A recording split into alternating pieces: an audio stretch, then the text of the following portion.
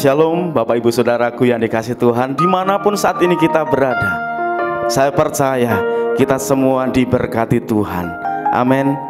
Saat kita berada di tengah gelombang, badai, masalah apapun yang terjadi di dalam kehidupan kita, percaya ada penyertaan Tuhan, ada perlindungan Tuhan di dalam kehidupan kita.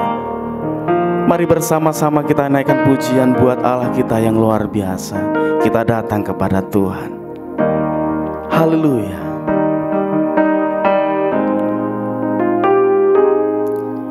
Saat ku berada di tengah gelombang, Kau ada di sana. Hadapi cobaan, lewati ujian, tangan-Mu melindungiku, kasih-Mu menguatkanku, kemuliaan-Mu Tuhan pasti nyata di tengah badai. Kau pertolongan dan pengharapan, Tuhan kemenanganku. Terima kasih Tuhan. Saat ku berada di tengah gelombang, Kau ada di sana. Hadapi cobaan, lewati ujian, tangan-Mu melindungiku, kasih-Mu menguatkanku, kemuliaan-Mu Tuhan pasti nyata di tengah badai. Kau pertolongan dan pengharapan, Tuhan kemenanganku, kemuliaan-Mu Tuhan pasti nyata di tengah badai. Kau pertolongan dan pengharapan, Tuhan kemenanganku. Lebih sungguh dengan iman, kemuliaan-Mu Tuhan pasti nyata di tengah badai. Kau pertolongan dan pengharapan, Tuhan kemenanganku, Tuhan kemenanganku, Tuhan kemenanganku, Tuhan kemenanganku. Kila masih, kila masih, kila masih.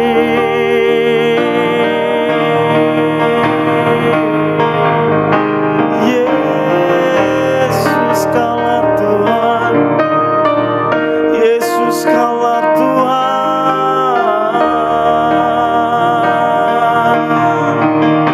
Kasih-Mu, kasih-Mu mengurapi kami Tuhan.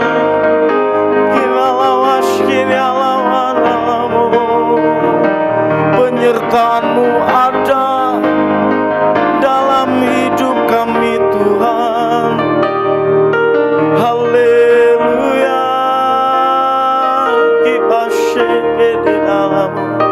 sentuh hati kami Tuhan.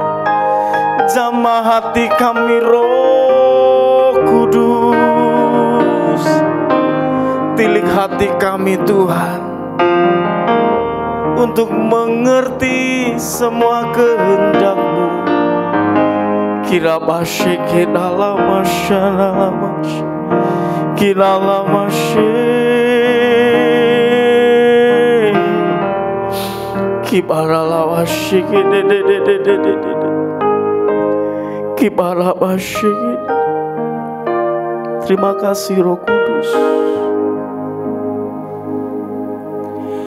Kemuliaan-Mu Tuhan pasti nyata di tengah badai.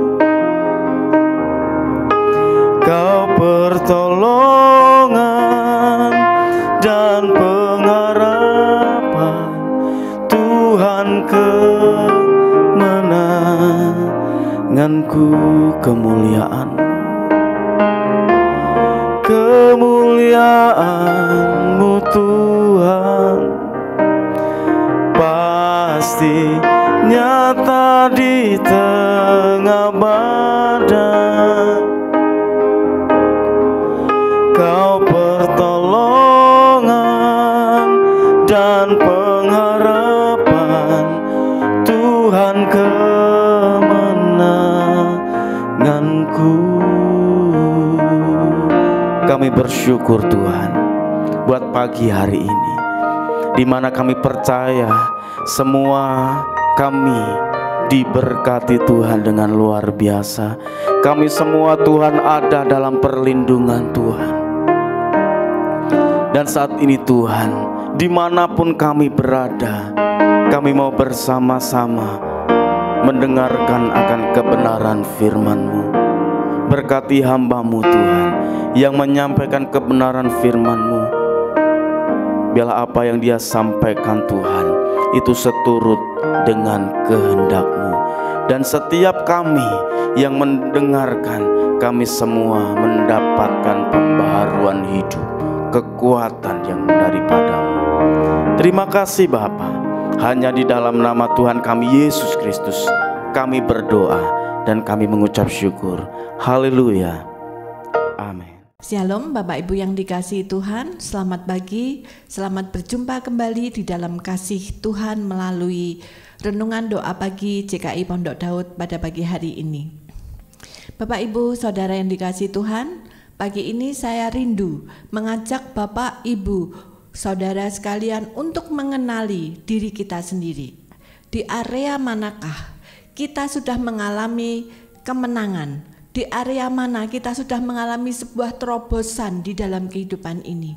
Dan di area manakah kita masih mengalami kelemahan? Kita masih seringkali jatuh bangun di area itu. Nah Bapak Ibu, mengapa saya mengajak Bapak Ibu untuk mengenali diri kita sendiri pada pagi hari ini? Karena ini sangat penting untuk restorasi kehidupan kita. Saat kita mengalami kelemahan di area itu, maka kita bisa merestorasinya sehingga kita bisa mengalami kesempurnaan di dalam kehidupan ini. Semakin hari semakin disempurnakan seperti dengan Kristus. Karena firman Tuhan berkata, barang siapa mengatakan bahwa ia ada di dalam Dia, ia wajib hidup sama seperti Kristus telah hidup. Di 1 Yohanes 2 ayat 6. Nah, saya percaya Bapak Ibu tidak seorang pun di antara kita yang ingin mengalami tomat, istilahnya tobat. Kita jatuh bangun di area yang sama terus menerus. Saya percaya Bapak Ibu Saudara tidak menginginkan hal itu terjadi atas kehidupan Bapak Ibu Saudara sekalian. Karena itu pagi hari ini mari kita bersama-sama mengenali area mana yang membuat kita masih seringkali jatuh bangun di dalam kehidupan ini. Karena kita memiliki Tuhan Yesus yang sanggup merubah kehidupan kita. Dan pagi hari ini kita mau belajar apa penyebab daripada kita jatuh bangun di dalam kehidupan ini. Mari Bapak Ibu kita baca bersama-sama dari Yakobus pasal 4 ayat 1. Dikatakan bahwa dari manakah datangnya sengketa dan pertengkaran di antara kamu? Bukankah datangnya dari hawa nafsumu yang saling berjuang dalam tubuhmu? Kemudian di ayat 2 dikatakan, kamu mengingini sesuatu tetapi kamu tidak memperolehnya, lalu kamu membunuh. Kamu iri hati tetapi kamu tidak mencapai tujuanmu, lalu kamu bertengkar dan kamu berkelahi. Kamu tidak memperoleh apa-apa karena kamu tidak berdoa. Dari ayat-ayat tersebut di atas, saudara, kita bisa mencermati, kita bisa memahami bahwa hawa nafsu kita bisa menimbulkan berbagai persoalan. Baik itu kebencian, iri hati, membunuh, dan sebagainya. Itu semua terjadi karena hawa nafsu kita. Oleh karena itu, kita harus belajar untuk waspada di dalam kehidupan ini. Kita harus belajar menguasai diri kita sendiri supaya kita bisa hidup berkenan di hadapan Tuhan. Baik itu hawa nafsu yang sederhana, saudara, mulai dari keinginan untuk makan saat kita sedang ada di dalam bidang tersebut. Kita tidak diizinkan untuk makan makanan tertentu demi kesehatan kita, tapi seringkali tanpa sadar kita melanggar dan kita berkata, enggak apa-apa, sedikit-sedikit enggak apa-apa. Tapi kita harus ingat sebuah pepatah yang mengatakan sedikit-sedikit lama-lama menjadi bukit. Nah, juga keinginan kita untuk bersantai, untuk malas, saudara, padahal pekerjaan sedang menumpuk. Nah, kita harus mewaspadai setiap hawa nafsu kita, bahkan terlebih lagi hawa nafsu yang menyebabkan kita jatuh di dalam dosa, seperti amarah, emosi, kebencian, saudara, dan bahkan sampai hawa nafsu yang berhubungan dengan seksualitas. Hati-hati, saudara, jangan sampai kita sampai mempunyai will atau jatuh cinta lagi kepada seseorang sementara kita sudah memiliki pasangan hidup yang dikaruniakan oleh Tuhan. Nah, Bapak Ibu Saudara, belum lagi masih ada yang nama istilahnya mamon atau uang. Itu seringkali juga menjadi hawa nafsu kita, sehingga kita tidak bisa mengendalikan diri karena uang. Bapak Ibu yang dikasihi Tuhan, seringkali uang itu sudah melanda kehidupan manusia. Bahkan pagi, siang, sore, petang, apa yang dicari manusia? Uang. Ada sebuah pujian yang mengatakan demikian, saudara, bahwa manusia cenderung mencari uang pagi, siang, malam, dan petang. Hanya uang. Dan tanpa sadar kita terjebak di dalam ambisi kita untuk mencari uang.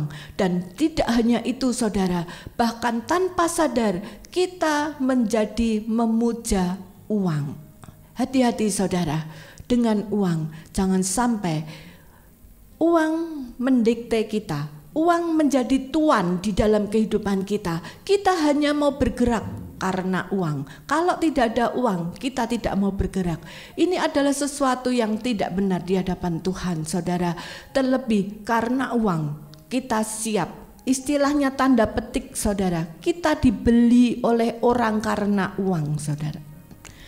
Kita melakukan sesuatu hal-hal yang tidak berkenan, kita membocorkan informasi, kita melakukan hal-hal yang berpihak kepada orang itu, bukan atas dasar benar atau salah, tetapi atas dasar uang. Hati-hati, saudara. Tuhan berkata, di dalam kehidupan ini Tuhan tidak bisa disaingkan dengan uang atau mamon. Kita harus memilih satu. Kalau kita berpihak kepada Tuhan, maka Tuhanlah menjadi sumber penggerak di dalam kehidupan ini, bukan karena uang. Nah, Bapak Ibu yang dikasihi Tuhan, bagaimana kita bisa terlepas dari hawa nafsu kita? Yang pertama, saudara, kita harus menghidupkan iman percaya kita kepada Tuhan. Di dalam Mazmur 37 ayat 5 dikatakan, serahkanlah hidupmu kepada Tuhan dan percayalah kepadanya dan ia akan bertindak. Serahkanlah hidupmu kepada Tuhan. Itu memiliki arti, saudara, bahwa iman kita harus hidup. Iman kita harus benar-benar tertuju kepada Tuhan. Karena pada saat iman kita tidak mengalami sebuah kehidupan, iman kita tidak hanya tertuju kepada Tuhan, maka sangat mudah bagi kita untuk berbelok ke arah yang di luar Tuhan. Kita harus memiliki sebuah keyakinan bahwa sekali Yesus, tetap Yesus. Ada sebuah ilustrasi, saudara, tentang ikan. Kita tahu bahwa ikan selama dia masih hidup, sekalipun dia hidup di laut, di air yang terasa asin, saudara, ikan itu tetap tidak menjadi asin. Ikan itu tidak berubah menjadi asin. Karena apa, saudara? Karena ikan itu memiliki kehidupan, tetapi berbeda dengan ikan yang sudah mati, saudara. Ketika ikan itu mati, saudara, maka ketika ia dimasukkan di dalam air garam yang terasa asin, saudara, maka daging ikan itu akan berubah menjadi asin. Karena apa? Karena ikan itu sudah mati. Nah, dari ilustrasi ini kita bisa memahami, saudara, bahwa iman kita tidak boleh mati. Karena ketika iman kita mati, kita menjadi tawar, saudara, dan kita mudah dipengaruhi oleh hal-hal dunia.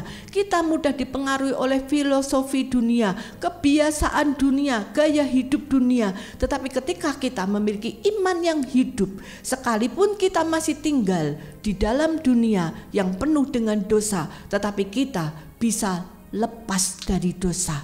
Kita tidak akan terpengaruh oleh dosa. Karena apa? Karena iman kita hidup. Dan kemudian, saudara, yang kedua, saudara, kita harus bertindak tegas terhadap dosa.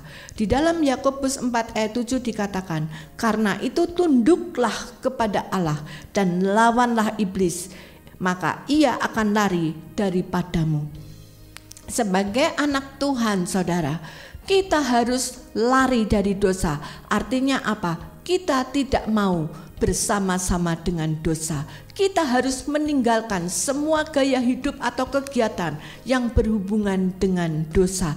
Kita harus lari dari dosa. Sekalipun untuk itu mungkin di awal-awal kita perlu banyak tantangan, tetapi percayalah kepada Tuhan bahwa Tuhan sanggup menyelesaikan masalah saudara, bahwa Tuhan sanggup memeliharakan kehidupan saudara. Karena itu tunduklah kepada Allah dan lawanlah iblis, maka ia akan lari daripadamu.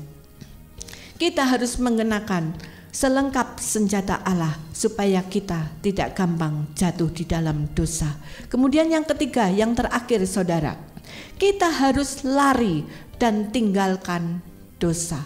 Jadi kalau yang pertama kita harus percaya kepada Tuhan, kemudian yang kedua kita bertindak tegas terhadap dosa, dan yang ketiga kita harus lari meninggalkan dosa. Banyak anak Tuhan, saudara, ketika menghadapi permasalahan, ketika menghadapi tantangan, mereka memang berdoa. Mulut mereka mengucapkan sebuah doa, saudara. Tetapi mereka tidak mau lari meninggalkan dosa itu.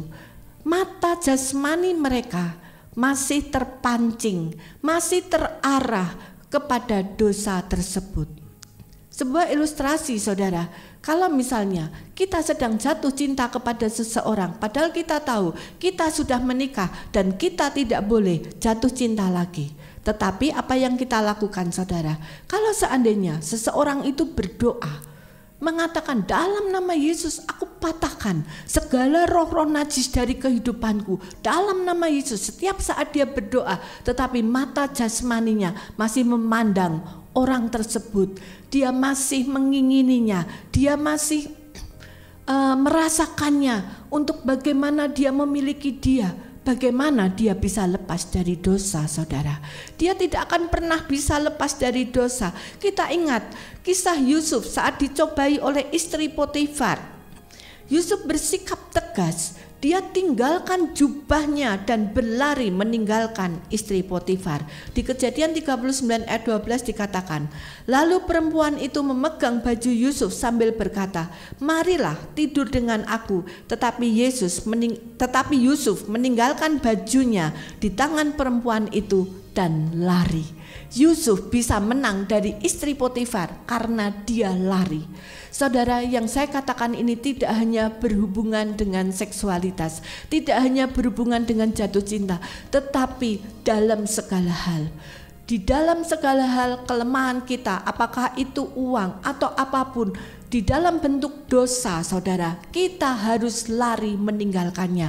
Dan kita harus mengubah pola pikir kita untuk kita berpikir untuk hal-hal yang positif. Karena apa, saudara? Pikiran itu mempunyai kekuatan untuk menarik kita semakin dalam ke dalam masalah tersebut. Oleh karena itu kita harus lari, saudara, meninggalkan masalah tersebut, termasuk pikiran kita. Setiap kali kita kembali memikir hal tersebut, kita harus lari. Artinya pikirkanlah hal-hal yang lain yang lebih positif, firman Tuhan, kebenaran firman Tuhan, atau hobi-hobi saudara. Misalnya saudara memiliki hobi olahraga, melukis, menulis dan sebagainya. Lakukanlah itu, saudara, supaya pikiran kita tidak terbelenggu oleh dosa yang sedang menggoda kita. Demikian, saudara, firman Tuhan pada pagi hari ini. Mari kita kenali segala kelemahan di dalam kehidupan kita. Mari kita kenali diri kita sendiri dan kita mau belajar hidup yang menyenangkan hati Tuhan, untuk kita terus sungguh-sungguh percaya kepada Tuhan dan kita bertindak tegas terhadap dosa, dan yang ketiga kita lari dari dosa. Mari kita sama-sama berdoa. Bapa di surga, pagi hari ini terima kasih untuk firman-Mu buat kami pada hari ini. Biarlah Tuhan Roh Kudus membantu kami, memberikan pengertian kepada kami masing-masing untuk kami memahami area lemah kami, Tuhan, supaya kami tidak menjadi jatuh di dalam dosa, untuk kami bukan menjadi seorang petobat yang kembali lagi di dalam dosa kami, tetapi kami mau bangkit, kami mau keluar dari dosa kami, Tuhan. Kami mau fokus kepadamu dan kami mau lari meninggalkan segala dosa kami. Karena itu beri kekuatan kami kepada kami untuk kami terus menyerahkan hidup kami kepadamu, Tuhan, memiliki iman yang percaya sungguh-sungguh kepadamu, dan kami bisa bertindak tegas terhadap dosa, dan kami bisa lari meninggalkan segala permasalahan, bahkan dosa yang membelenggu kami. Terima kasih Bapa, di dalam nama Tuhan Yesus kami berdoa dan mengucap syukur. Haleluya, amin.